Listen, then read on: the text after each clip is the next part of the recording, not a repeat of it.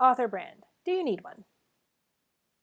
What is an author brand? Basically, you are your brand. It's how you present and position yourself and your books online. It's the connection you make between what you're giving your readers and why they should pick up your books.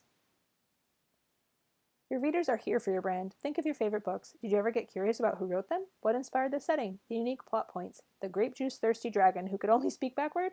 Chances are you've checked out their author page, website, and/or social media. How did that feel? Was it cool to get a peek behind the curtain? To be inspired by their challenges to pursue your own dreams? Or to overcome an obstacle? Exercise. Answer each of the questions on the following slide. Stream of consciousness. There is no right or wrong answer, just your answer. Questions. What experience are you offering your reader?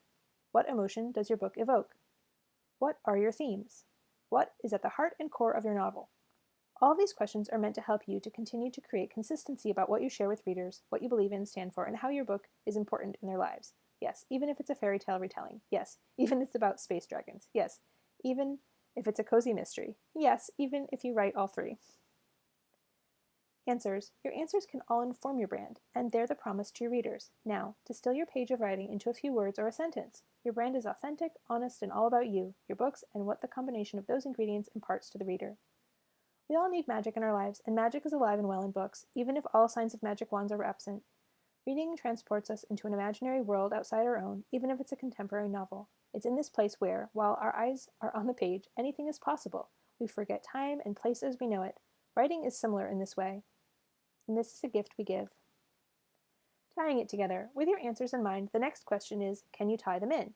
Take some time to think about your current online presence and how it reflects you. Does it appeal to your audience? Is it authentic to aspects of who you are? Take the time to ponder these questions. Examples. You write fun, flirty young adult fiction. Your brand could be a composition notebook-style logo. Remember those black and white notebooks? You write cozy mysteries. Your brand could be coffee and cats. Coffee and cats all the time.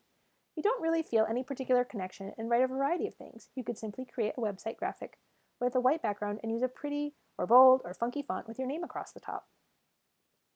Unite these elements. Color. Usually pick 3 and make sure they translate to what you want the reader to feel when they see your logo.